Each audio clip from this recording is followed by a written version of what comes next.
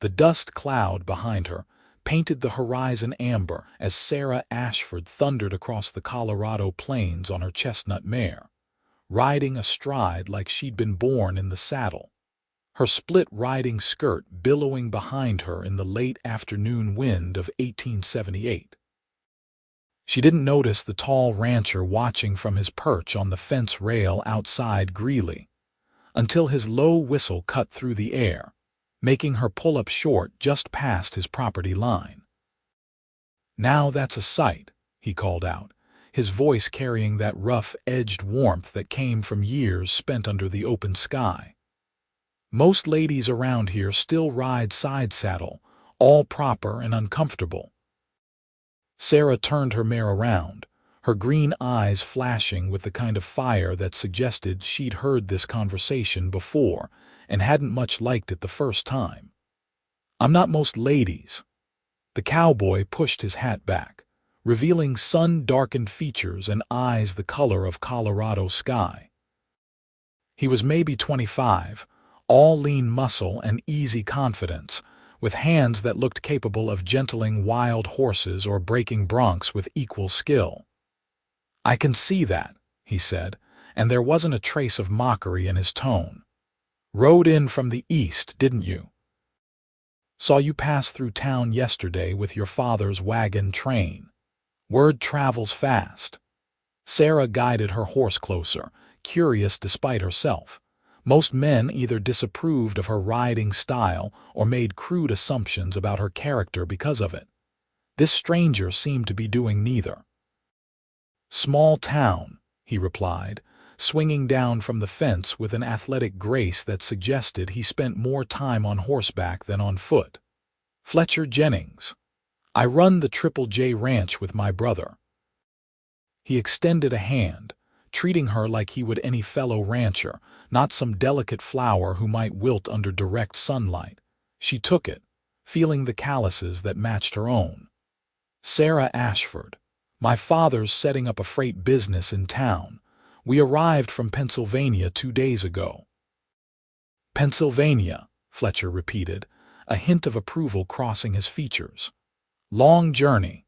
Your father brave or crazy, bringing his family all this way? Maybe both." Sarah allowed herself a small smile, but he saw opportunity here with the railroad expanding and ranches needing supplies. "Someone has to get goods where they need to go. And you? What did you see?" The question caught her off guard. Most people assumed she'd simply followed her father's dream, that she had no choice in the matter. "Freedom," she said after a moment. "Back east, everything's so buttoned up. Women are supposed to sit in parlors and pour tea and marry well.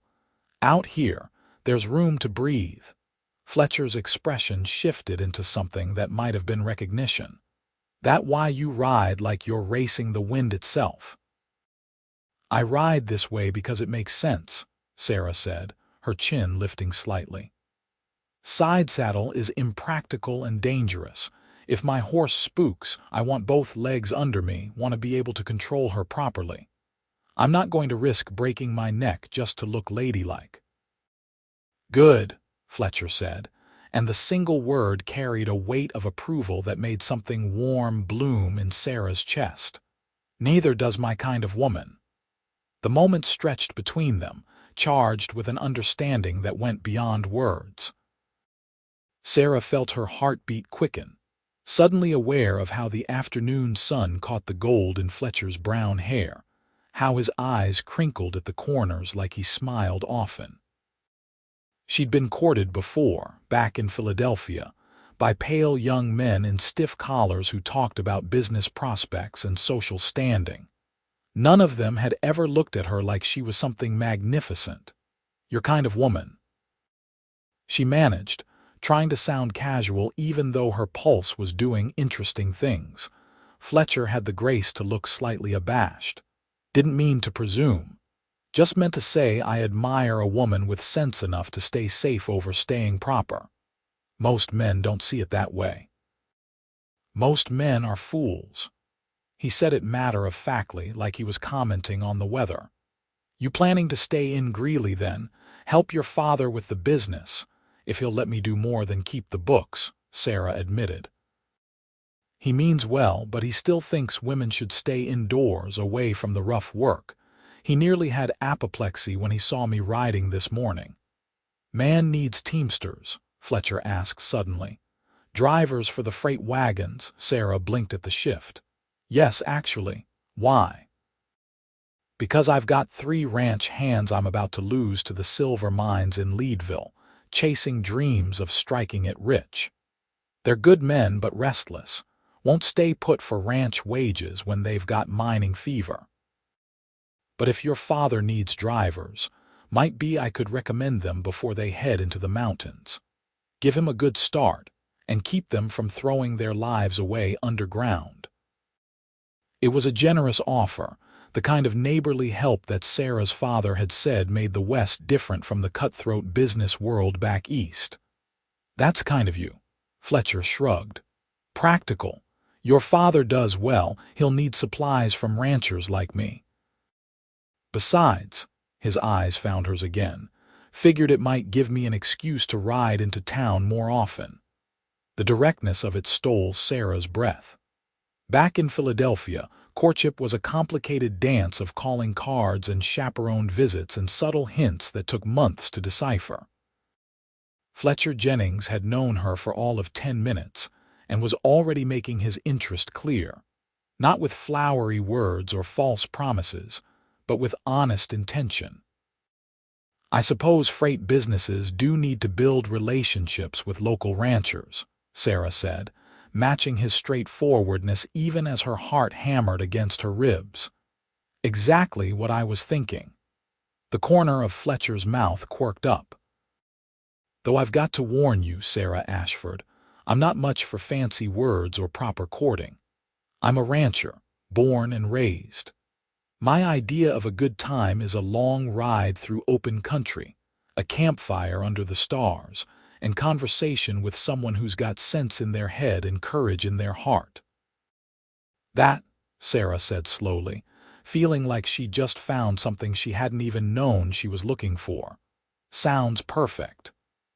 They stood there in the fading light, 2 people who'd been strangers 5 minutes ago and now felt like they'd known each other forever. Sarah's mare shifted beneath her, and the movement broke the spell enough for Sarah to realize she needed to get back before her father sent out a search party. I should go, she said reluctantly. Father will worry. Tomorrow, Fletcher said. Come riding tomorrow morning. I'll show you the best trails around Greeley, the places where you can really let your horse run. And we'll talk about those teamsters for your father. Tomorrow, Sarah agreed, already counting the hours until sunrise. She wheeled her mare around and headed back toward town, but she could feel Fletcher's gaze following her across the grassland. When she finally glanced back, he was still standing by the fence, his hat in his hands, watching her ride away. The gesture felt significant somehow, like he was committing the sight to memory. Sarah made it back to the small house her father had rented on the edge of Greeley, just as the sun was kissing the horizon. The house was modest but sturdy, built to withstand Colorado winters, with a small stable out back for their horses and wagon team. Her father, Marcus Ashford, was on the front porch, his weathered face creased with worry that smoothed into relief when he saw her. Sarah, thank God. I was about to ride out after you. I'm fine, Father. She dismounted and led her mare toward the stable, just exploring the area. We need to know the land if we're going to run a successful freight business. Marcus followed her, his limp more pronounced at the end of a long day. He'd taken a bullet in his leg during the war, a wound that had ended his military career and eventually pushed him toward this new venture out west. You need to be more careful. This isn't Philadelphia.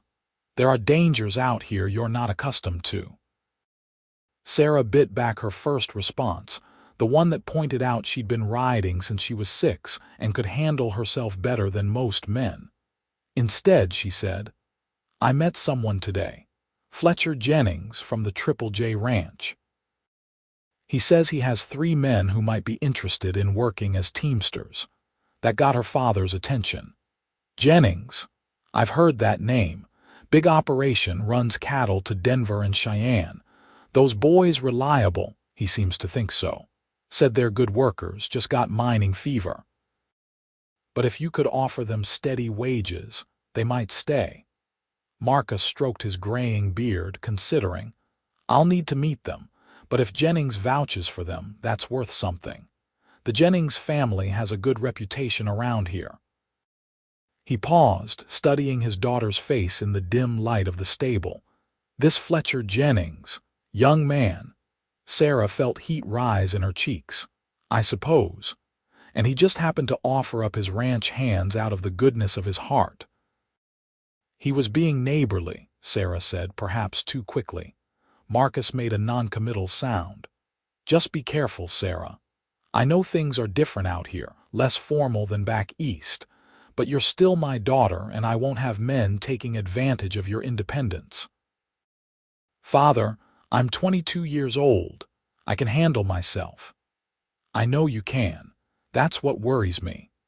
But there was affection in his voice, the kind of exasperated love that came from raising a daughter who never quite fit the mold society tried to force her into. Your mother would know what to say to you right now. The mention of her mother, dead these past 5 years from pneumonia, softened Sarah's defensiveness. She'd tell me to follow my heart but keep my wits about me. She would at that.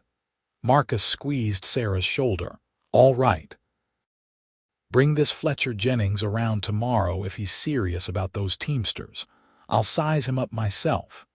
Sarah thought about mentioning the morning ride Fletcher had proposed, then decided against it. She'd be back before her father was fully awake anyway. I will. That night, Sarah lay in her narrow bed in the room that still smelled of fresh lumber and tried to sleep. But every time she closed her eyes, she saw Fletcher Jennings standing by that fence, heard his voice saying, "Neither does my kind of woman," like it was a promise and a challenge all at once. She'd come west looking for freedom and opportunity, for a life less constrained by expectation. She hadn't expected to find something else entirely, something that made her pulse race, and her future suddenly seem full of possibilities she'd never dared to imagine. Dawn came in shades of pink and gold, and Sarah was already dressed in her riding clothes by the time the sun crested the horizon. She left a note for her father, saddled her mare, and headed out to the Triple J Ranch with a sense of anticipation that felt dangerous and thrilling in equal measure. Fletcher was waiting at the same spot by the fence, mounted on a magnificent buckskin stallion that looked like he could run from here to the mountains without breaking a sweat. He dressed for riding in worn leather chaps and a blue shirt that matched his eyes, his hat pulled low against the early sun. "Thought you might change your mind," he said as she rode up, but there was relief in his voice that suggested he'd genuinely worried about it. "I don't make promises I don't keep." Sarah brought her mare alongside his stallion. The horses touched noses briefly, getting acquainted. Good to know. Fletcher gestured toward the open plain stretching north. There's a trail that follows the Cache La Powder River for about 5 miles, then climbs up into the foothills. Most beautiful ride around here, especially this time of day. You game, lead the way. They started at an easy trot, letting the horses warm up, but Sarah could feel the energy coiled in both animals, the desire to run that matched her own restlessness. Fletcher seemed to sense it too, because after a mile or so, he glanced over at her with a question in his eyes. "Your mare up for some speed," Sarah grinned. "Try to keep up." She didn't wait for a response, just gave her mare her head and let the horse stretch into a full gallop. The wind tore at her hair, pulling strands loose from her practical braid, and the world narrowed to the thunder of hooves and the incredible freedom of speed. She heard Fletcher whoop behind her, and then his buckskin was pulling alongside, neck and neck with her mare. They raced like that for a glorious quarter mile, neither pulling ahead, both just reveling in the pure joy of it. Finally, Sarah slowed, laughing breathlessly as her mare settled back into a canter. Fletcher pulled up beside her, his own laughter rich and unguarded. "You ride like you were born doing it," he said, admiration clear in his voice. "My grandfather had a horse farm in Pennsylvania. I spent every summer there as a child, driving my mother crazy because I'd rather be in the stables than learning needlepoint." The memory was bittersweet, colored by loss. "He's the one who taught me to ride properly, who said there was no shame in a woman knowing her way around horses. Sounds like a wise man." "He was." Sarah patted her mare's neck. "He died when I was 15, left me this girl in his will. My father was scandalized, said it wasn't appropriate for a young lady, but I kept her anyway." Fletcher nodded slowly, like he understood the significance of that small rebellion. "My mother was like that. She could rope and brand with the best of them, rode out with the hands during roundup even after she married my father. She's the one who taught me that strength in a woman isn't something to fear, it's something to admire." "She sounds remarkable." "She was." Fletcher's voice went soft. "Died bringing my youngest brother into the world, 8 years back. Complications the doctor couldn't fix. My father, he never really recovered from losing her. Ran the ranch into the ground with drink and bad decisions. My older brother Daniel and I, we had to take over to save the place. Built it back up over the last few years. There was pain in the telling old grief that had scarred over but never fully healed. Sarah felt a connection deepen between them, born of shared loss and the understanding that came from it. "I'm sorry. Life out here is hard," Fletcher said simply. "But it's honest. You know where you stand." He pulled his horse to a stop where the trail started climbing toward the foothills. Below them, the Cache Powder River wound through cottonwood trees, the water catching the morning light like scattered diamonds. "This is my favorite spot. When things get overwhelming, I come here to think." Sarah understood why. The view was spectacular, the kind of wide open beauty that made her chest ache in the best possible way. "It's perfect." They dismounted, letting the horses drink from the river while they sat on a flat rock overlooking the water. The silence between them was comfortable, the kind that didn't need filling with empty words. "Can I ask you something?" Fletcher said eventually. "Of course." "Why'd you really come west? The truth, not the story about your father's business opportunities." Sarah considered lying, then decided Fletcher deserved better. "Because I was suffocating. My father, he loves me, but he had my whole life planned out. I was supposed to marry Thomas Whitmore, the son of his business partner. Thomas was fine enough, polite and educated, but he wanted a wife who would host dinner parties and manage his household and never have an opinion about anything important. The one time I suggested I might want to keep riding after we married, he laughed. Told me I'd grow out of such childish pursuits once I had a real home to manage. What did you say?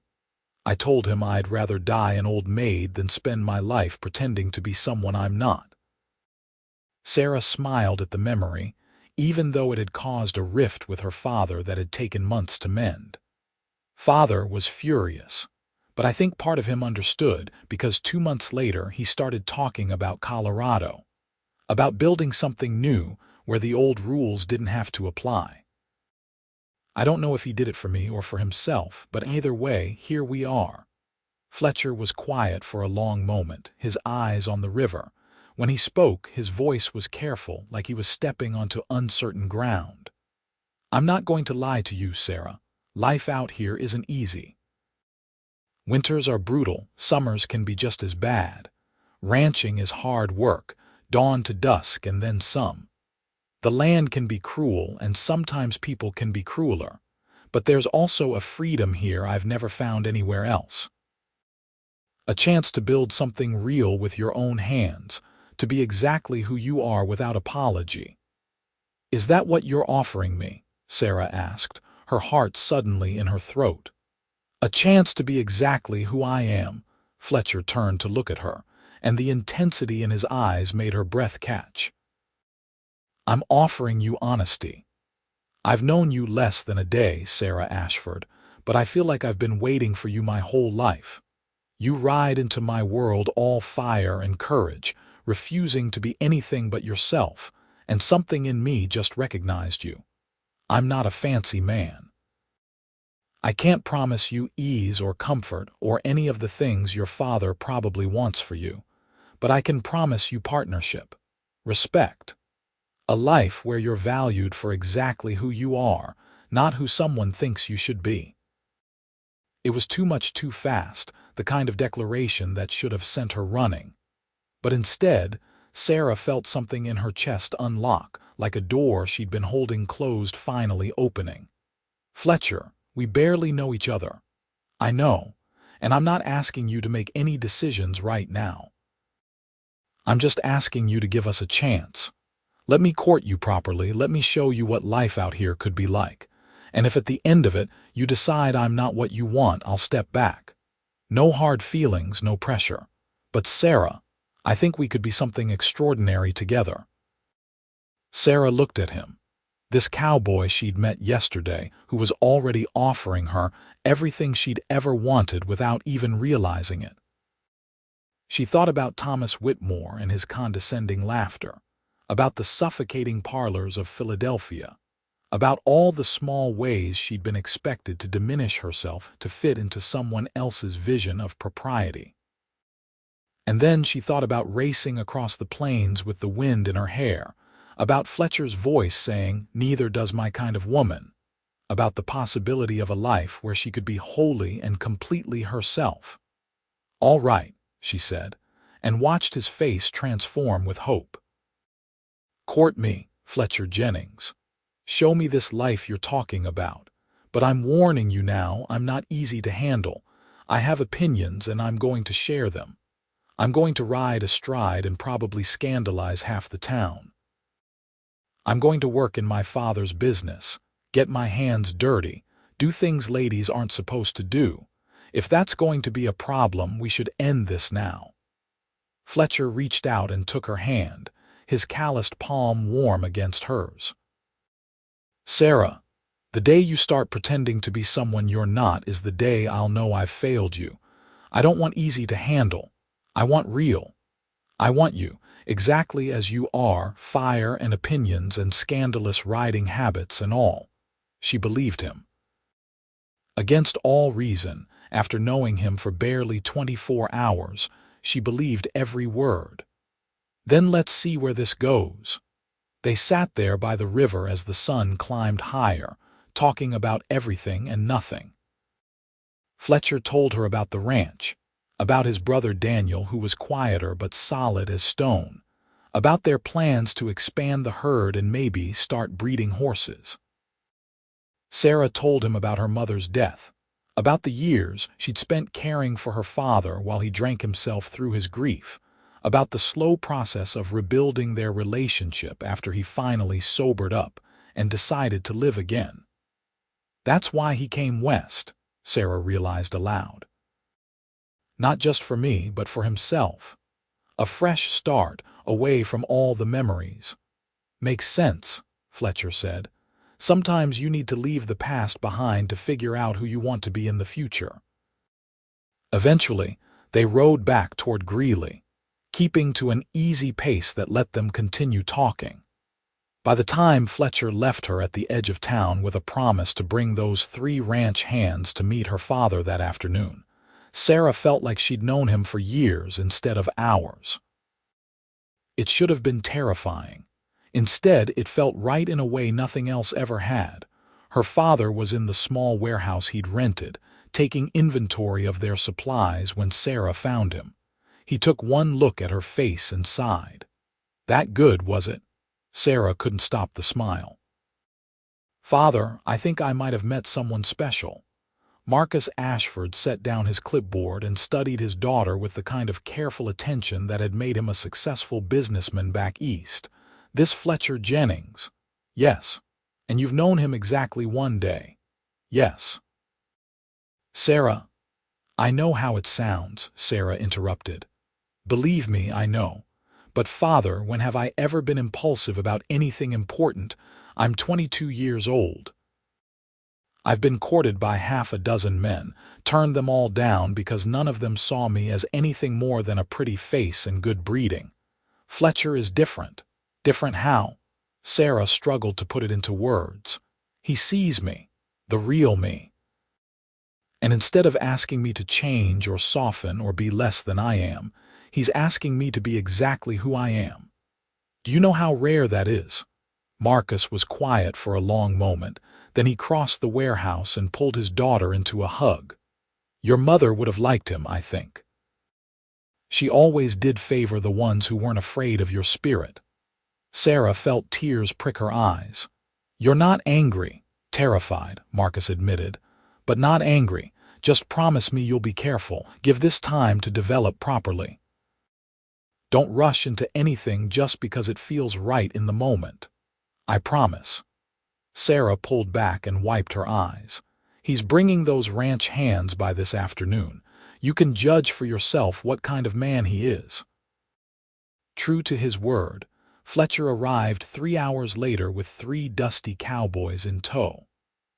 Marcus Ashford interviewed them in the warehouse while Sarah made herself scarce, knowing her father would be more thorough without her watching. But she hovered near enough to hear, and what she heard impressed her. The men were rough around the edges but honest, with good work ethics and real experience handling freight wagons. Fletcher vouched for each of them personally, and it was clear from the way they interacted that he was the kind of boss who earned loyalty rather than demanding it. When Marcus finally hired all 3 on a trial basis, Fletcher looked genuinely pleased. They'll do right by you, he told Marcus. And if they don't, you send word to the Triple J and I'll handle it personally. I appreciate that, Mr. Jennings. Marcus shook Fletcher's hand, then glanced toward where Sarah was pretending to organize supplies in the corner. My daughter tells me you've been showing her the area. Fletcher didn't flinch from the protective father's scrutiny. Yes, sir. With your permission, I'd like to continue doing so. Sarah's remarkable, and I'd be honored to court her properly if you'll allow it. The directness seemed to catch Marcus off guard. You're not one for games, are you? No, sir. Life's too short, and I've learned the hard way that when something precious comes along, you don't waste time pretending it's anything less than what it is. Marcus looked between Fletcher and Sarah, and something in his expression softened. She gets that from her mother, you know. That fire, that refusal to be anything but authentic. It scared me when she was younger, still does if I'm honest, but it's also what makes her extraordinary. I know, Fletcher said simply. All right, then. You have my permission to court my daughter. But Mr. Jennings, if you hurt her, you'll kill me, string me up, make me disappear into the mountains, never find the body, etc.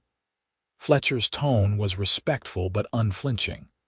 I understand, sir, and I give you my word I have no intention of hurting her, quite the opposite. Sarah chose that moment to abandon her pretense and join them. Are you two finished discussing me like I'm not in the room? Both men had the grace to look sheepish. Marcus cleared his throat. Just establishing an understanding. Well, now that you've established it, Father has work to do and Fletcher probably needs to get back to his ranch. Sarah fixed them both with a look that suggested she found their protective posturing both irritating and endearing. Marcus took the hint and retreated to his office, leaving Sarah and Fletcher alone in the warehouse. Fletcher grinned at her. Your father's terrifying. Good, you should be at least a little bit scared. But Sarah was smiling. Thank you for bringing those men. It means a lot to both of us. It's a start. Your father needs about a dozen more workers if he's going to build the kind of operation he's talking about, but those 3 will help him get established. Fletcher hesitated, then said, "There's a dance in town Saturday night, social at the church. Would you come with me?" Sarah thought about what that would mean, showing up to a town social on Fletcher Jennings' arm. Greeley was small enough that everyone would know about it by Sunday morning, and the gossip would spread like wildfire. It would be a statement, a declaration that they were courting seriously. "Yes," she said, making the decision. "I'd love to." Fletcher's face lit up like she'd given him the moon. "I'll pick you up at 7 then." He started to leave, then turned back. "Sarah, thank you for giving me a chance. Thank you for being someone worth taking a chance on." After he left, Sarah leaned against the warehouse wall and tried to catch her breath. Everything was moving so fast, faster than she'd ever expected or planned. But instead of feeling out of control, she felt exhilarated, like she was finally racing toward something worth running for. The next few days fell into a pattern that felt both new and startlingly comfortable. Sarah spent her mornings helping her father establish the freight business, learning the routes and rates, meeting with potential clients. The 3 ranch hands Fletcher had recommended proved their worth immediately, and Marcus started expanding his operation.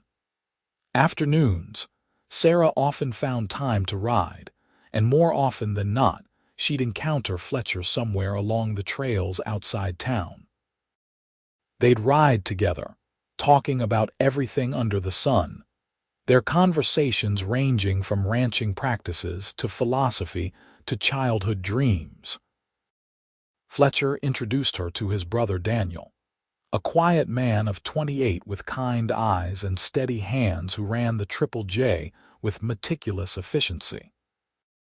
Daniel welcomed Sarah warmly, and she caught the silent communication between the brothers. The way Daniel looked at Fletcher and then at her and nodded slightly, like he was giving his approval. "My brother's been alone too long," Daniel told her one afternoon when Fletcher had gone to check on some fence repairs. "Threw himself into the ranch after Ma died, never took time for himself. It's good to see him happy again." "We've only known each other a few days," Sarah felt compelled to point out, even though those few days felt like they contained entire lifetimes' worth of connection. Daniel shrugged. "Sometimes that's all it takes. My parents knew each other 3 weeks before Pa proposed. They had 22 good years together before she passed. When you know, you know." Saturday arrived with crystal-clear skies and unseasonably warm weather for September. Sarah spent the afternoon helping prepare for the social, watching the church ladies transform the community hall with bunting and lanterns. Several of them eyed her with undisguised curiosity, clearly having heard about Fletcher Jennings' interest in the newcomer from Pennsylvania. Mrs. Henderson, the pastor's wife and unofficial social coordinator of Greeley, was more direct. "So you're the young lady who rides astride," she said, her tone neutral enough that Sarah couldn't tell if it was approval or censure. "Yes, madam." Sarah decided not to apologize for it. Mrs. Henderson surprised her by smiling. "Good for you. These old biddies like to clutch their pearls and talk about propriety, but half of them rode the same way when this town was first settling. They just conveniently forget it now that we've got enough civilization to pretend we're something we're not." She handed Sarah a stack of tin cups to set out. "Fletcher Jennings is a good man.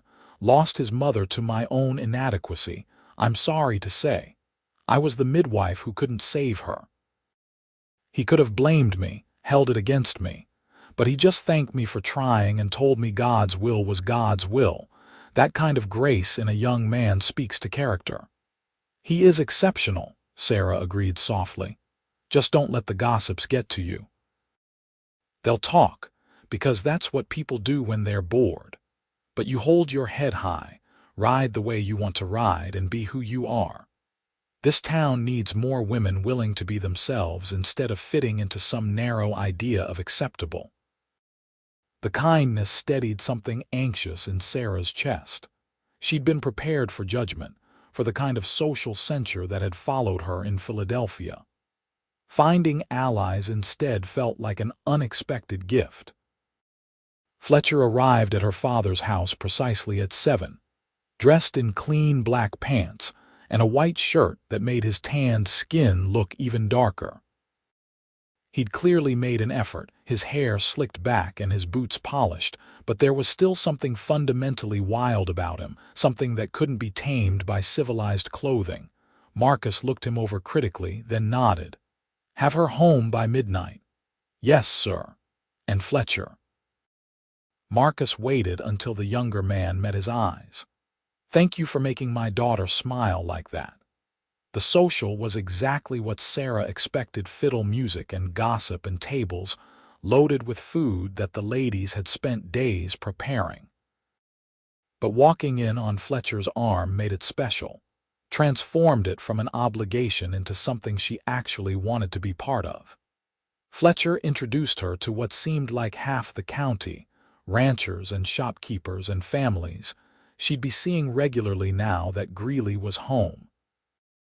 When the dancing started, Fletcher led her onto the floor for a Virginia reel, and Sarah discovered he moved with the same natural grace he showed in the saddle. They danced 3 dances in a row, ignoring the disapproving looks from some of the older ladies who felt it was improper for a couple to monopolize each other so obviously. "Let them talk," Fletcher murmured in her ear during a waltz.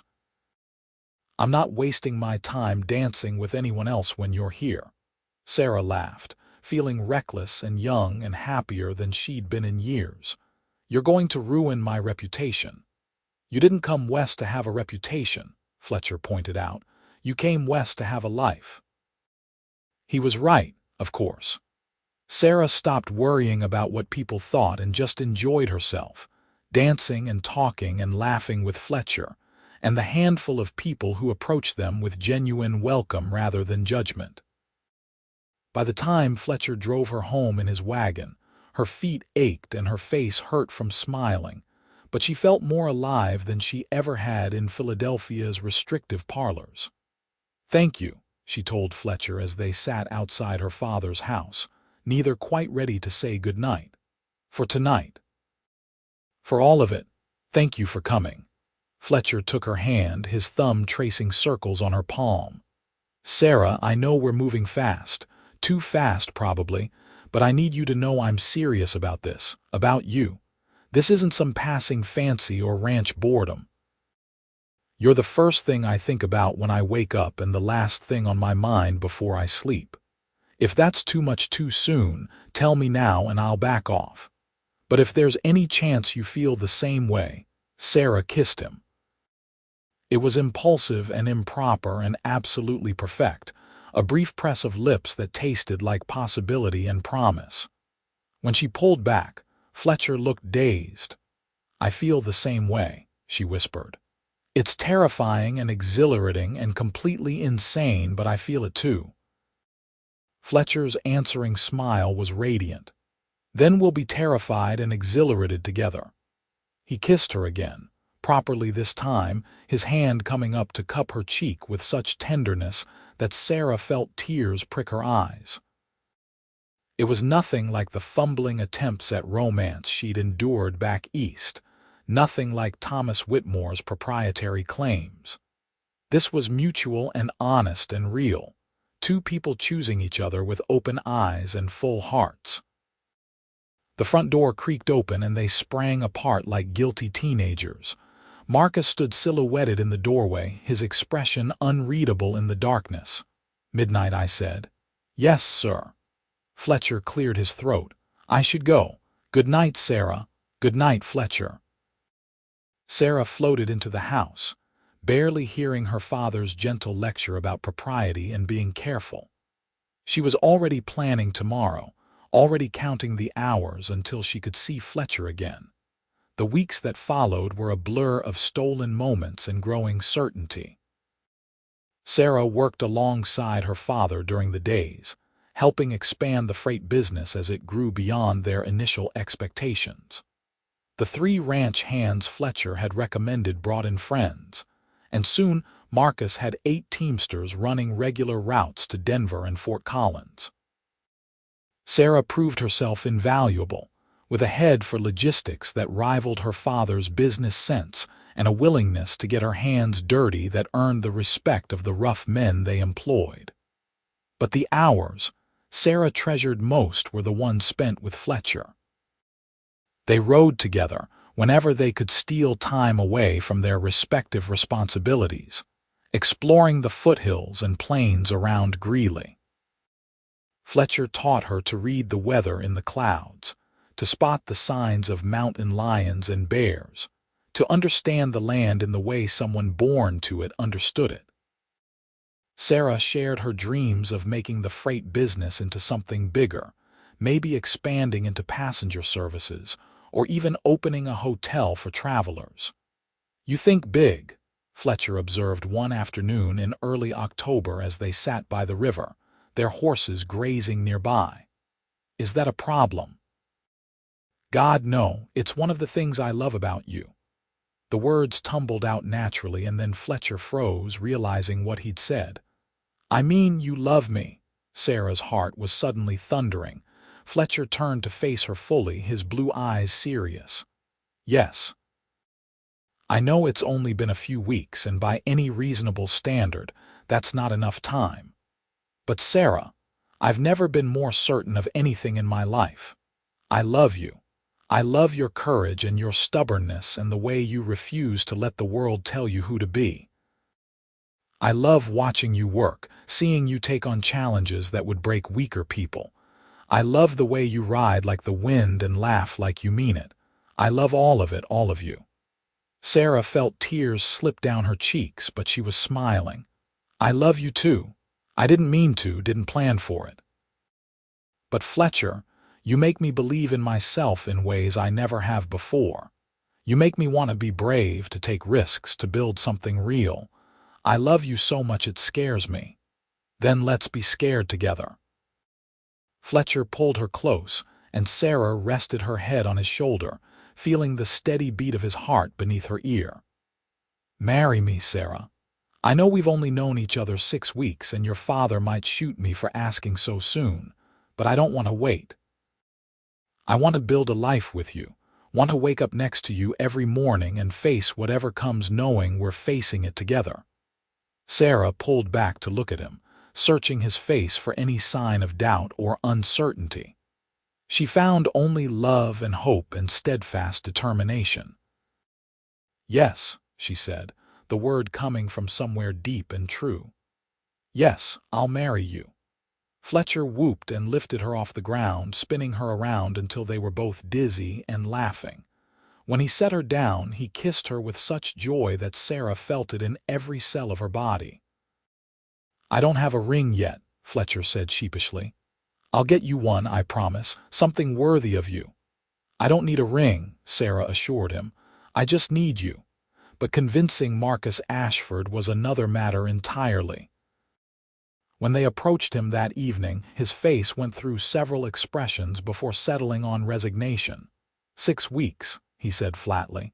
"You've known each other 6 weeks and you want to get married." "Yes, sir," Fletcher said, standing his ground.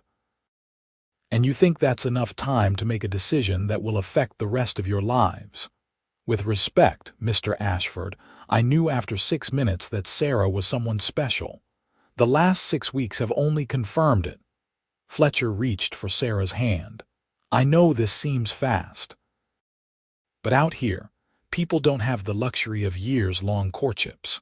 Life is hard and uncertain, and when you find something real, you hold on to it. I love your daughter. I'll spend the rest of my life proving I'm worthy of that love, but I already know I want to spend that life with her." Marcus looked at Sarah. "And you really want this, more than anything," Sarah said simply. "Father, you brought me west so I could have a life of my own choosing. This is what I choose. Fletcher, partnership with him, building something together." I know you're worried about me, but I promise you I've thought this through. I've never been more certain of anything." Marcus was quiet for a long time, his face working through emotions Sarah couldn't quite read. Finally, he sighed heavily. "Your mother and I knew each other 4 months before we married. Her father thought I was a fortune hunter, said I was too young and reckless. Took him 5 years to admit he'd been wrong." He looked at Fletcher. "You hurt my daughter, and there won't be anywhere in Colorado you can hide." "Understood, sir. But if you make her happy, if you give her the life she deserves, then I suppose I'll have to admit you're a better man than I gave you credit for." Marcus extended his hand and Fletcher shook it firmly. "Welcome to the family, son." Sarah threw her arms around her father, tears streaming down her face. "Thank you, Father. Thank you for understanding." "Just promise me you'll wait until spring," Marcus said gruffly. "Give me time to get used to the idea of losing you, and give yourself time to be absolutely sure." It was a reasonable request, and Sarah agreed readily. Spring was only 6 months away, time enough to plan a proper wedding and for Sarah to finish helping her father establish the business. Time enough for her and Fletcher to continue building the foundation of their relationship, to weather their first winter together and emerge stronger. Winter in Colorado proved every bit as brutal as Fletcher had warned. The snows came early and heavy, burying Greeley under drifts that reached the rooftops. The freight business slowed to a crawl, with only essential deliveries made between towns, and Sarah spent long hours in the warehouse helping Marcus maintain equipment and plan for spring expansion. But even the brutal weather couldn't stop Sarah and Fletcher from seeing each other. He rode into town every few days, sometimes bringing supplies the Triple J could spare, other times just coming because he needed to see her. They'd sit in the warehouse office, drinking coffee and talking about their future, planning the life they'd build together. "I want you to keep working," Fletcher said during one such conversation. "With your father's business, I mean. I know traditional wives are supposed to stay home and manage the household, but Sarah, you're too talented to waste on domestic duties. The ranch can afford to hire help for that. I want you to keep being you." It was exactly what Sarah needed to hear, the confirmation that Fletcher truly understood and supported who she was. "I was hoping you'd say that. Father's talking about starting a passenger line in the spring, maybe running stages to Denver twice a week. I think I could manage that operation, let him focus on the freight side." "You'd be brilliant at it," Fletcher said with absolute conviction. Christmas came with a howling blizzard that trapped everyone indoors for 3 days. Sarah and Marcus spent it quietly, missing the rest of their family back east, but creating new traditions in their Colorado home. Fletcher couldn't make it into town, but he sent a hand through the weather with a package for Sarah, a hand-carved wooden box containing a simple gold ring set with a small emerald. "My mother's ring," the note inside read. "Daniel and I agreed you should have it. She would have loved you, Sarah. Merry Christmas. Yours always, Fletcher." Sarah cried when she read it, overcome by the generosity and trust implicit in the gift. She wore the ring on a chain around her neck, not ready to put it on her finger until their wedding day, but wanting it close to her heart. The winter months taught Sarah what it meant to be part of a frontier community. When the Hendersons lost their barn to a fire during a January blizzard, the entire town came together to help them rebuild. When illness swept through Greeley, Sarah found herself nursing sick families alongside other women, learning the hard lessons of frontier medicine. She watched Fletcher help his neighbors through frozen pipes and dead livestock, saw him give freely of his time and resources, even when the Triple J was struggling through the harsh season. By the time spring arrived in late March with a spectacular burst of wildflowers across the plains, Sarah knew beyond any doubt that she'd made the right choice. Fletcher was everything she'd hoped for and more: steady, kind, hardworking, but also capable of surprising tenderness and unwavering support for her ambitions. They set the wedding for the first Saturday in May, giving them time to plan something simple but meaningful.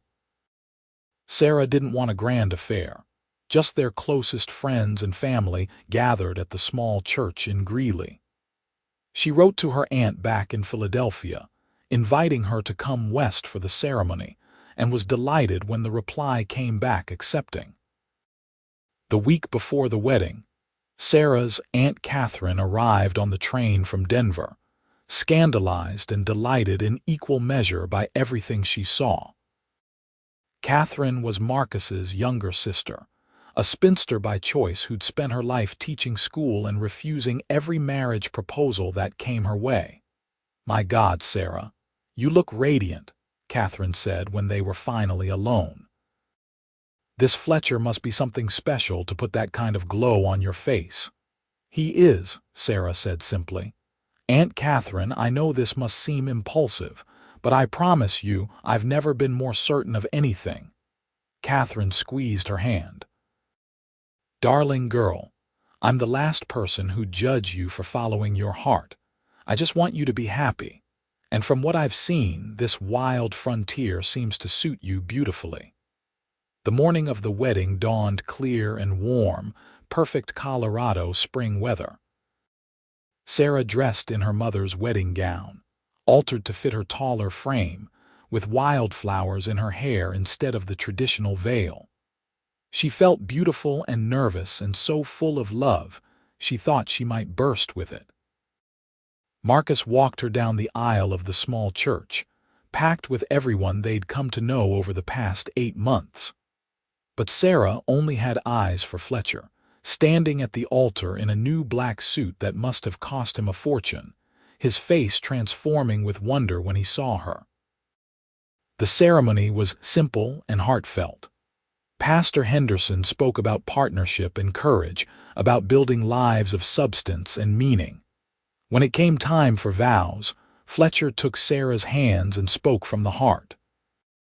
"Sarah Ashford, you rode into my life like a force of nature, and nothing's been the same since. You challenge me to be better, to think bigger, to never settle for less than extraordinary.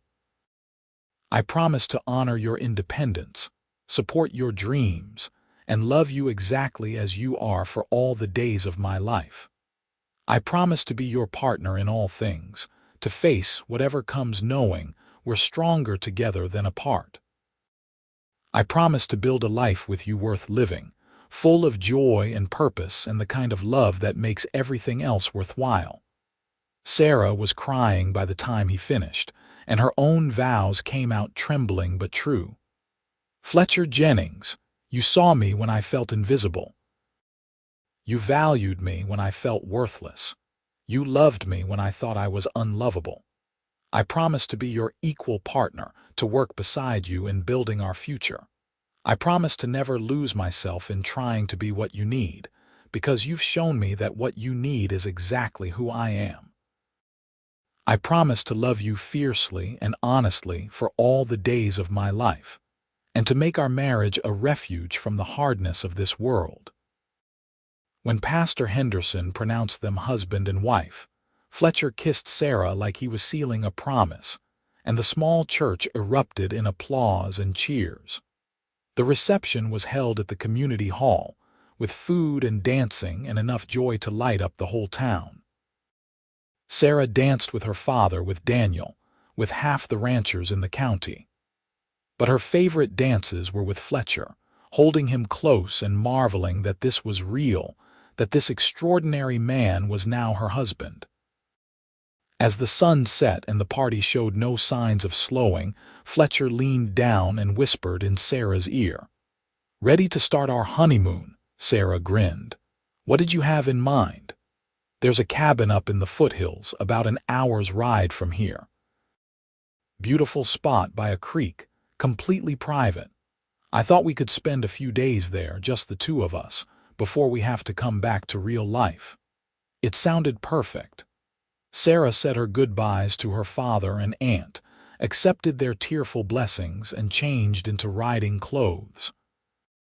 Then she and Fletcher mounted their horses and rode out of Greeley as the stars came out, heading into the mountains as husband and wife. The cabin was exactly as Fletcher had described, small and rustic, but well-maintained, nestled in a grove of pines with a clear creek running behind it. Fletcher had obviously prepared it in advance, because there was firewood stacked and supplies in the cupboard and wildflowers in a jar on the table. "When did you do all this?" Sarah asked, touched by the thoughtfulness. "Last week. Wanted everything perfect for you." Fletcher lit the fire in the stone fireplace, then turned to her. "Sarah, I need you to know, we don't have to do anything you're not ready for. I know society has expectations about wedding nights, but I care more about you being comfortable than." Sarah silenced him with a kiss, pouring everything she felt into it. When she pulled back, she was smiling. "Fletcher Jennings, I love you for asking, but I want this. I want you. I'm not scared or uncertain. I'm exactly where I want to be." What followed was tender and awkward and absolutely perfect, two people learning each other in the most intimate way possible. Fletcher was gentle and patient, making sure Sarah felt cherished every moment. And when they finally lay tangled together under thick quilts, watching firelight dance across the cabin walls, Sarah felt a completeness she'd never experienced before. "Mrs. Jennings," Fletcher murmured against her hair. "I like the sound of that." "So do I," Sarah agreed, snuggling closer. "Though I might keep using Ashford for the freight business, keep things less complicated." "Whatever you want," Fletcher assured her. "As long as I get to keep you, I don't care what name you use." They spent 3 blissful days at the cabin, riding during the days and talking by the fire at night, making love and making plans, and just being together without the demands of ranch or business intruding. It was a precious gift of time, and Sarah treasured every moment. But eventually, they had to return to reality. Fletcher had a ranch to run, and Sarah had promised her father she'd help launch the passenger line. They rode back to the Triple J together, and Sarah got her first real look at what would now be her home. The ranch house was larger than she'd expected, a solid 2-story structure with a wide porch and windows that let in Colorado sunshine. Daniel had moved his things to the bunkhouse, giving Fletcher and Sarah privacy in the main house. The inside was spare but comfortable, furnished with sturdy handmade pieces that had clearly seen years of use. "It's not fancy," Fletcher said, watching Sarah explore.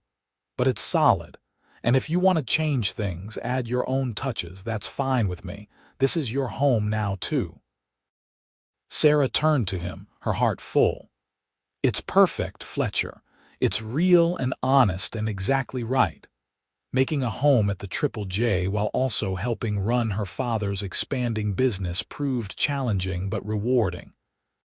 Sarah developed a routine, spending 3 days a week in town managing the passenger line and 4 days at the ranch, helping Fletcher and Daniel however she could.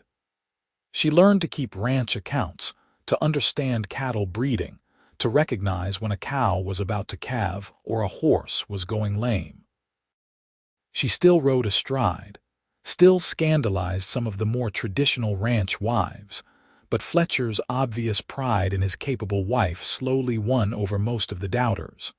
Summer arrived with scorching heat and the hard work of roundup. Sarah rode out with the hands, helping brand calves and separate steers for market. It was brutal, exhausting work that left her sunburned and sore, but she loved every minute of it. This was the life she'd chosen, active and challenging and real. In July, Marcus announced he was selling his share of the freight business to his partners and moving back east. "My sister Catherine needs help," he explained to Sarah. She's not as young as she used to be, and I miss Philadelphia more than I thought I would. But Sarah, I'm not leaving because I'm unhappy. I'm leaving because you don't need me anymore. You've built something beautiful here, and I'm so proud of you. Sarah cried when he left on the train in August, but they were bittersweet tears. She'd miss her father terribly, but he was right, she didn't need him the way she once had. She had Fletcher now, had a life and purpose that was entirely her own. Fall brought the first real test of their marriage when Fletcher was seriously injured helping break a stubborn bronc. The horse threw him hard, and he landed badly, breaking 3 ribs and his left wrist. Sarah spent 2 weeks nursing him through pain and frustration, learning how to be patient with a man who hated being laid up, who worried constantly about the ranch falling behind without his labor. "Daniel and I have it handled," Sarah assured him, wiping his fever-damp forehead. "You just focus on healing." "I hate being useless," Fletcher muttered. "You're not useless. You're injured. There's a difference." Sarah took his good hand. "Fletcher, you've spent our entire marriage supporting me, encouraging me to do things women aren't supposed to do. Now let me support you. Let me be strong while you heal. That's what partners do." It took time, but Fletcher finally learned to accept help gracefully, to trust that Sarah and Daniel could manage without him for a while. And when he finally healed enough to return to work in October, their marriage was stronger for having weathered the challenge. Winter came again, their first full winter as a married couple. Sarah discovered she was pregnant in December, and the joy on Fletcher's face when she told him made her cry. "A baby," he kept saying, wonder in his voice. "We're going to have a baby. Are you happy?" Sarah asked, suddenly nervous.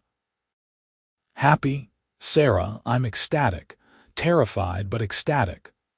Fletcher pulled her close, his hand already moving to rest protectively on her still flat stomach. "You're going to be an amazing mother." The pregnancy was easier than Sarah had feared, though she had to cut back on some of her more strenuous ranch work as her belly grew. Fletcher and Daniel both watched her like hawks, worrying over every twinge and ache. Sarah found it exasperating and endearing in equal measure. "I'm pregnant, not made of glass," she protested when Fletcher tried to forbid her from riding in her 6th month. "I know, but humor me." Fletcher's eyes were pleading. "After what happened to my mother, I just need to know you're being careful." Sarah softened, understanding the fear beneath his overprotectiveness. "All right, but I'm not staying trapped in the house. I'll still work on the accounts, still manage the household, and I'll walk, even if I can't ride." It was a compromise they could both live with. As spring arrived and Sarah's due date approached, the entire ranch seemed to hold its breath in anticipation. Daniel carved a beautiful cradle from cherry wood. The ranch wives, who'd finally accepted Sarah as one of their own, threw a quilting bee and made blankets and clothes for the coming baby. Sarah went into labor on a warm May morning, exactly 1 year after her wedding day. Fletcher refused to leave her side, holding her hand through 22 hours of pain and struggle. When their son finally arrived, squalling and red-faced and absolutely perfect, Fletcher cried.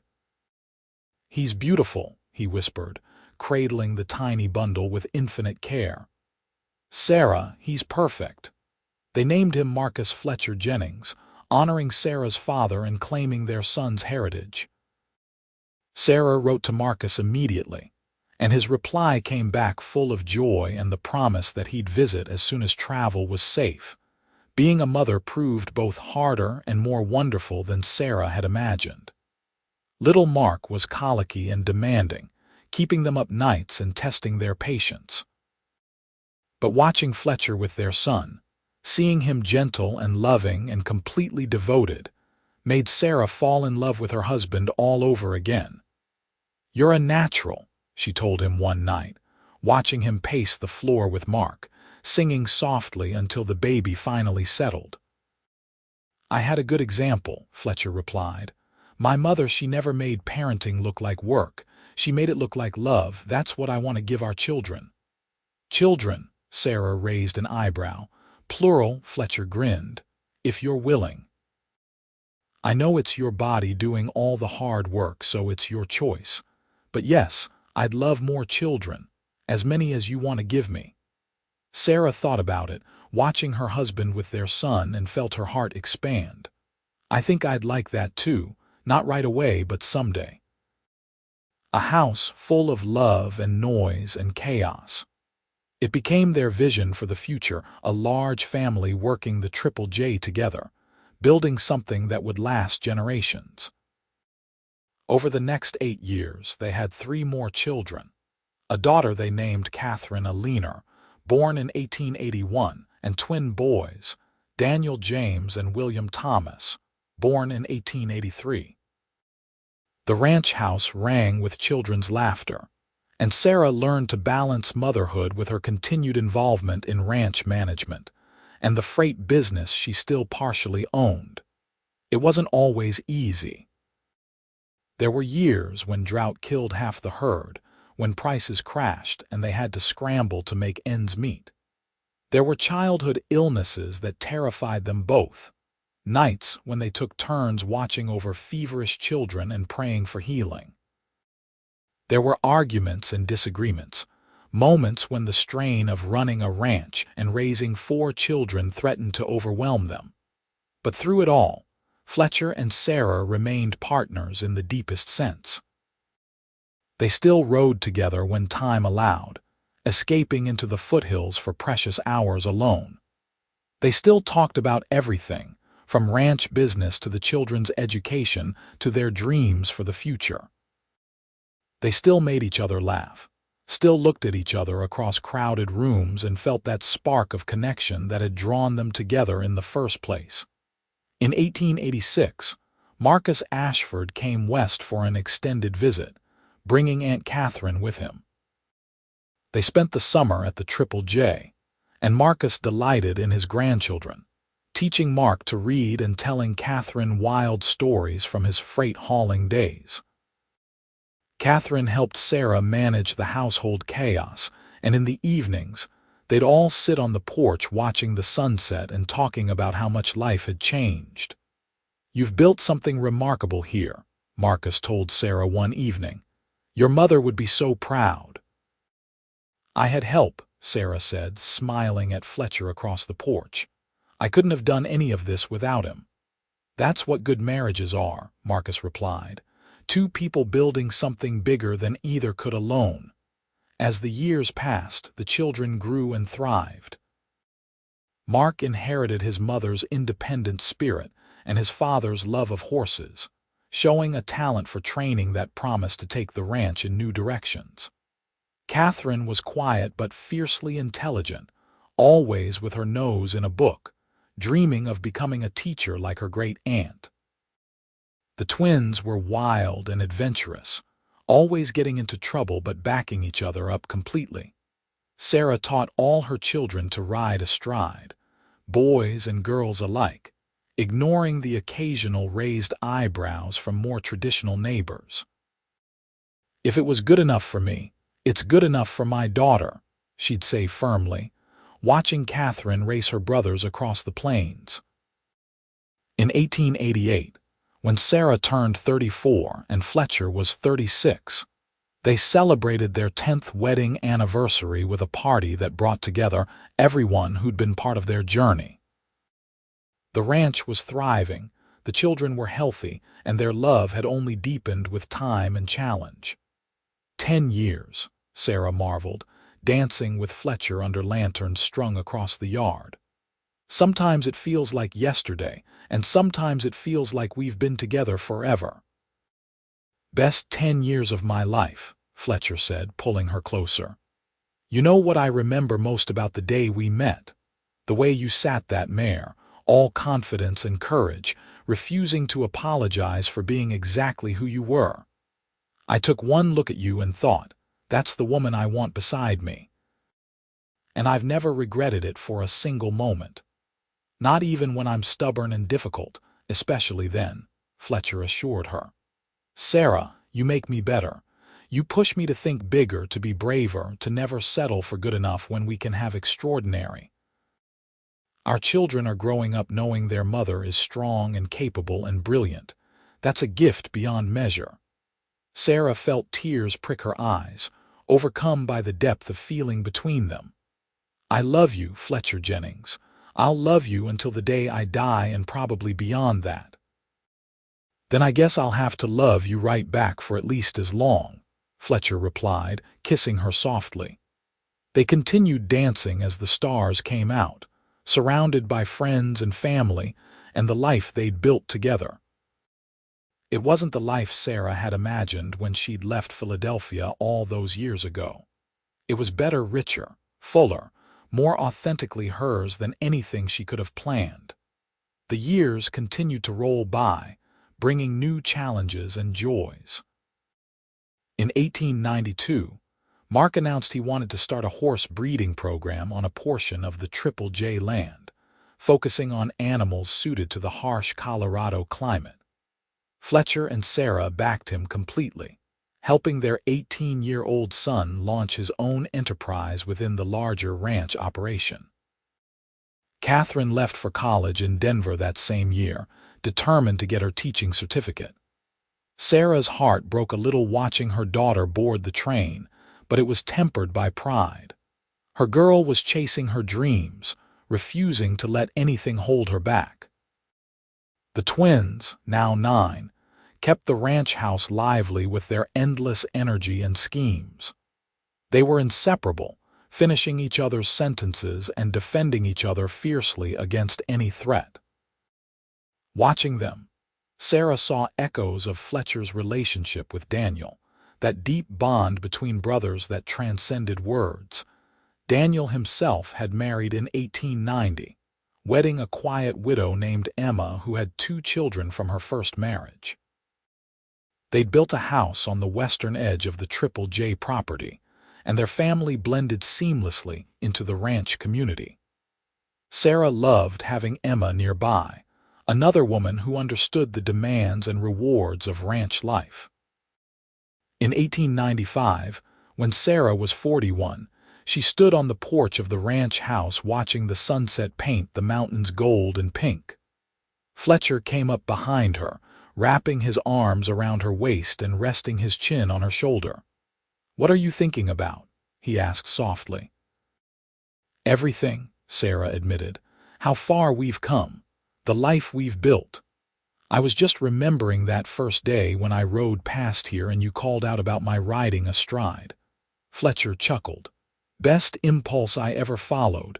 You could have ignored me, could have ridden on by, but you stopped. You talked to me, you gave us a chance. You said neither does my kind of woman," Sarah recalled, "like you'd been waiting for me without knowing it." "I had been," Fletcher said seriously.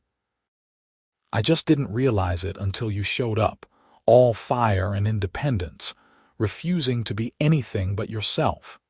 You changed my life, Sarah, made it bigger and brighter and so much better than I'd ever imagined it could be."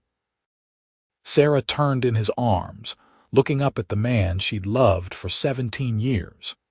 His hair was starting to gray at the temples, and there were lines around his eyes from years of squinting into the sun.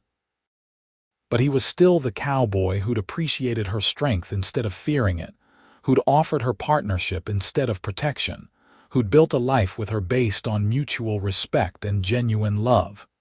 "We changed each other's lives," she corrected. "This is ours, Fletcher. Everything we've built, everything we've become, we did it together." "Together," Fletcher agreed, kissing her forehead. "Always together." As the sun set on another day at the Triple J Ranch, Sarah felt profound gratitude for the life she'd chosen. She'd refused to ride Sidesaddle all those years ago, refused to diminish herself to fit society's expectations. And Fletcher Jennings had looked at her and seen not a woman who needed changing, but a partner who would help him build something extraordinary. They'd faced drought and disease, economic hardship and personal tragedy. They'd raised children and built businesses, supported each other through challenges that would have broken weaker partnerships. And through it all, they'd remained true to the promise they'd made to each other on that first day by the fence to be exactly who they were, to love honestly and fiercely, to build a life worth living. Years continued to pass, bringing their own rhythms and changes. In 1898, Catherine returned to Greeley with her teaching certificate, and a young man named Robert Fletcher, no relation to Sarah's husband, despite the shared last name, who'd captured her heart during her college years. They married that summer in the same church where Sarah and Fletcher had exchanged vows, and Catherine opened a school in Greeley that served ranch families throughout the region. Mark's horse breeding program flourished, gaining a reputation throughout Colorado for producing hardy, intelligent animals perfectly suited to ranch work. In 1899, he married Julia Anderson, the daughter of a neighboring rancher, and they began building their own home on the Triple J land. The twins, Daniel James and William Thomas, were now 16 and showing every sign of following in their father's footsteps as ranchers. They worked the cattle alongside Fletcher and the hands, learning every aspect of the operation with the kind of dedication that promised the Triple J would remain strong for another generation. In the summer of 1900, Sarah and Fletcher celebrated their 25th wedding anniversary. A quarter-century of marriage, of partnership, of love that had weathered every storm and emerged stronger. The celebration was huge, with friends and family coming from across Colorado to honor the couple who'd become legends in their own community, the woman who'd ridden astride when society said she shouldn't, and the cowboy who'd loved her for it. Marcus Ashford, now 74 and frail but still sharp as ever, made the journey west one more time. 25 years, he said, raising a glass to toast his daughter and son-in-law. When you told me you wanted to marry after 6 weeks, I thought you'd lost your mind. I'm man enough to admit I was wrong. You two have built something beautiful together, raised children any parent would be proud of, and shown this whole community what real partnership looks like. To Sarah and Fletcher, may you have 25 more years just as blessed. The gathered crowd cheered and drank the toast. Sarah felt Fletcher's hand tighten around hers, and she squeezed back, overcome with emotion. 25 years. A lifetime, and yet somehow no time at all. That night, after the guests had gone home and the ranch had settled into quiet, Sarah and Fletcher took a late ride under the full moon. They headed to their special spot by the Cache La Powder River, the place where Fletcher had first confessed his love all those years ago. "Do you ever regret it?" Sarah asked as they sat on the same flat rock, their horses grazing peacefully nearby. Marrying so fast, taking on a stubborn woman who insisted on riding astride and managing businesses and refusing to be a traditional wife. Fletcher looked at her like she'd suggested the sky might be green. "Not for a single second. Sarah, you are the best decision I ever made. You've made me happier than I ever thought possible. You've given me 4 incredible children, built a life with me that matters. You've been my partner in every sense of the word, my equal and my complement. I love you exactly as much today as I did 25 years ago. Actually, more, because now I know beyond any doubt that you're the strongest, bravest, most remarkable person I've ever known." "I love you too," Sarah whispered, tears streaming down her face. "More than I have words for. You saw me, Fletcher. Really saw me when most people just saw what they expected to see. You gave me room to be myself, supported my dreams, never asked me to be smaller or quieter or less than I was. You made our marriage a place where I could be fully, completely me. That's the greatest gift anyone's ever given me." They sat in comfortable silence, watching moonlight shimmer on the water, holding hands like newlyweds. Sarah thought about the journey that had brought her here, leaving Philadelphia, traveling west, that chance encounter by the fence where Fletcher had called out to her. Every choice, every risk, every moment of courage had led to this, a life richer and fuller than anything she dared to dream. "What do you think happens next?" Sarah asked. "The children are grown or nearly so. The ranch is secure. What's our next adventure?" Fletcher considered the question seriously. "I think we just keep doing what we've been doing, living honestly, loving fully, supporting each other and our family. Maybe we'll travel a bit. You've always wanted to see California. Maybe we'll expand the ranch even more, build something that can support all our children's families. Maybe we'll become the wise old couple that the younger generation comes to for advice." He grinned. "Though I can't quite picture you as a wise old matriarch sitting on the porch in a rocking chair." Sarah laughed. "No, why not? Because you'll still be riding astride at 70, scandalize the neighbors and living exactly as you please." "Damn right I will," Sarah agreed, and they both dissolved into laughter that echoed across the river. They rode back to the ranch in the pre-dawn hours, tired but deeply content. The house was dark and quiet, their children either asleep in their own rooms or in their own homes scattered across the ranch property.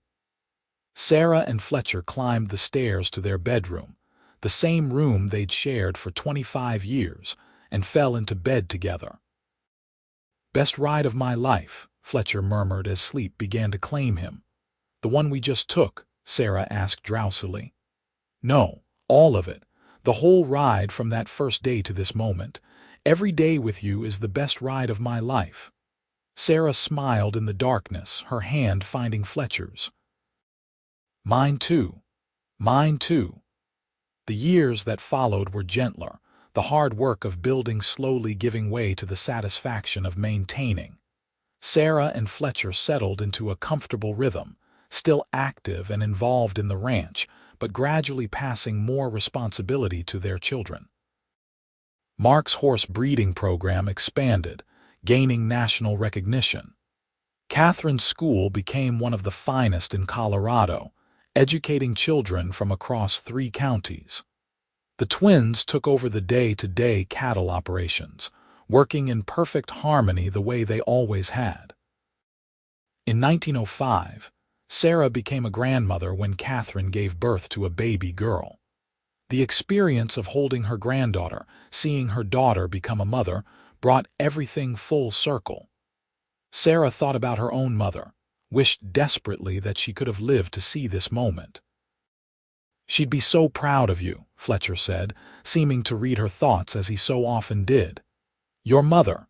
She'd see what you've built, the family you've raised, and she'd be bursting with pride." "I hope so," Sarah said, cradling her granddaughter. "I hope I've honored her memory by living authentically, by refusing to let anyone diminish who I was meant to be." "You have," Fletcher assured her, "every single day." More grandchildren followed. Mark and Julia had 3 sons in quick succession. The twins eventually married sisters from a neighboring ranch and started their own families. The Triple J expanded to accommodate everyone, becoming not just a ranch but a true family compound where 3 generations worked and lived together. In 1910, Sarah turned 56 and Fletcher 58. They'd slowed down somewhat, their bodies bearing the accumulated aches of decades of hard work. But they were still active, still riding together whenever they could steal time away, still partners in every sense of the word. Marcus Ashford passed away peacefully in his sleep that winter, back in Philadelphia with Catherine beside him. Sarah grieved deeply for the father who'd supported her dreams even when they scared him, who'd brought her west and given her the freedom to become who she was meant to be. But the grief was tempered by gratitude for the life he'd made possible. The second decade of the new century brought changes to Colorado and the West. The wild frontier of Sarah's youth was vanishing, replaced by automobiles and electricity and modern conveniences. Greeley grew from a small frontier town into a proper city. The railroad that had once been the height of technology was supplemented by better roads and eventually early automobiles. But the Triple J remained largely unchanged, a place where values like hard work and family and authentic living still mattered most. Sarah and Fletcher became the elder statespeople of their community, respected and admired by younger generations who saw in them an example of what marriage and partnership could be. In 1918, as the Great War finally ended in Europe, Sarah and Fletcher celebrated their 43rd wedding anniversary quietly, just the two of them riding out to their special spot by the river. They were in their 60s now, gray-haired and weathered but still strong, still deeply in love. 43 years, Sarah marveled. We've been married longer than we were alive before we met. Best 43 years possible, Fletcher said, his voice still carrying that warm roughness that had attracted her all those decades ago. Sarah, do you remember what you said when I first asked if you ever regretted marrying me so fast? I asked you the same question, actually. And I said not for a single second. Fletcher took both her hands. That's still true. Every day with you has been a gift. Even the hard days, the ones where we disagreed or struggled or just barely held on, those were worth it because we faced them together. You made my life extraordinary, Fletcher Jennings. You took a lonely cowboy and gave him a family, a purpose, a love that sustained me through everything. Sarah was crying now, decades of emotion welling up. You gave me freedom, Fletcher. Real freedom, not just the illusion of it. You gave me space to be myself, to build and create and work alongside you as an equal. You never asked me to be less so you could be more. That's the rarest gift in the world.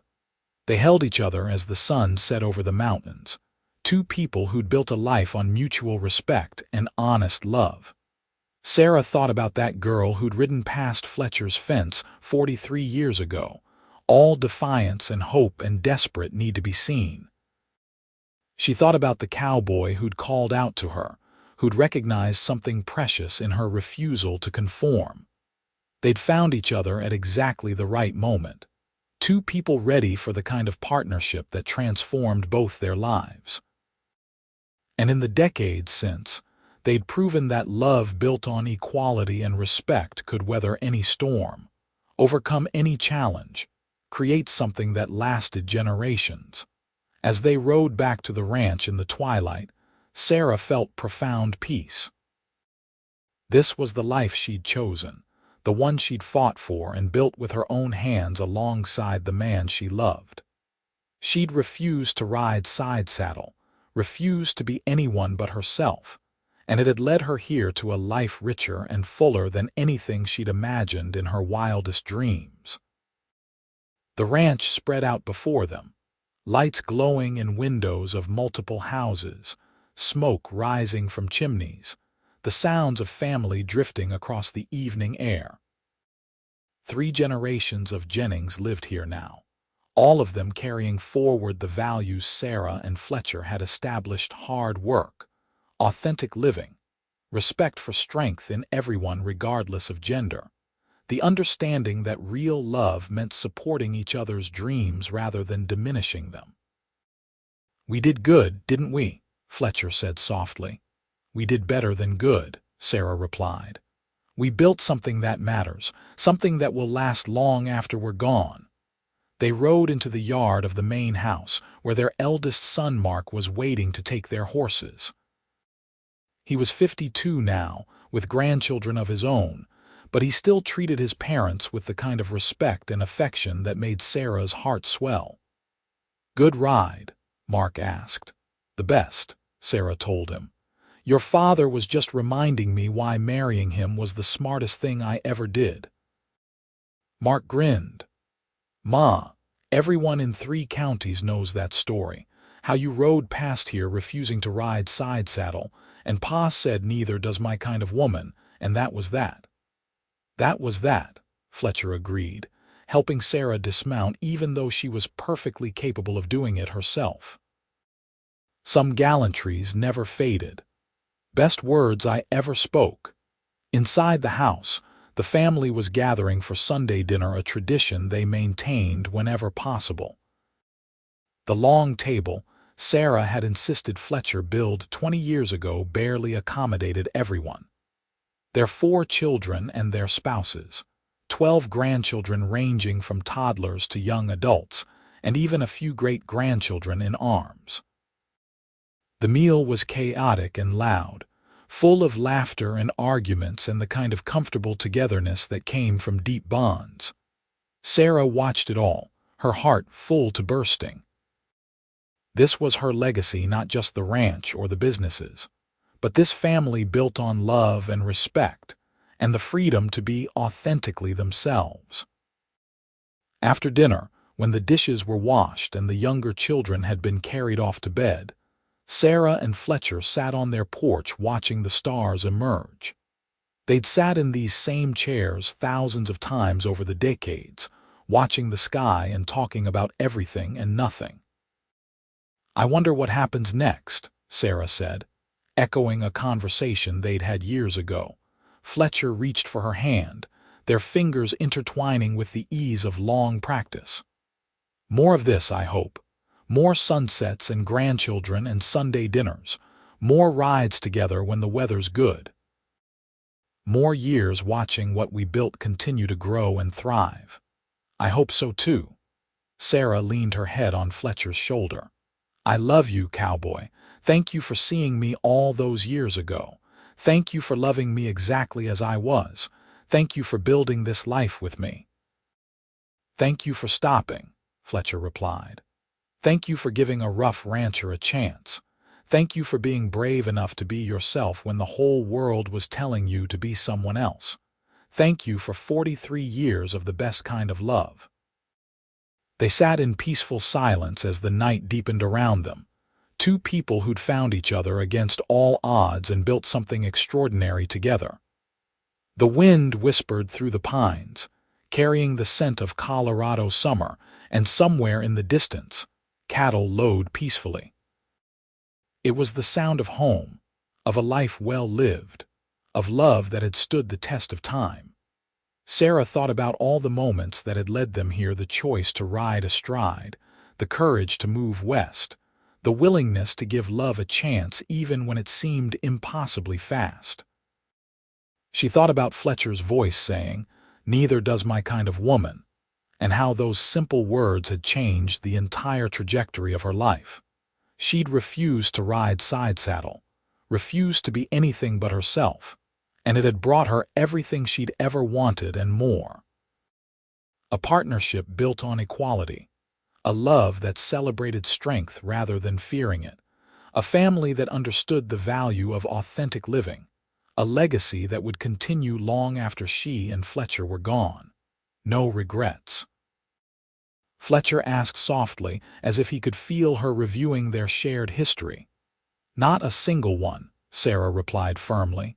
"You, only that I didn't call out to you sooner," Fletcher said with a smile in his voice. "Could have had a few more minutes together if I'd been quicker." Sarah laughed, the sound bright and young in the darkness. 43 years, tens of thousands of days, and you want a few more minutes. "I want every minute I can get with you," Fletcher said seriously. "Always have, always will." It was the perfect answer, the perfect ending to a perfect day. Sarah squeezed Fletcher's hand, feeling the calluses and strength that matched her own, and knew that whatever years they had left would be spent exactly like this together, in partnership, living authentically and loving fully until their last breath.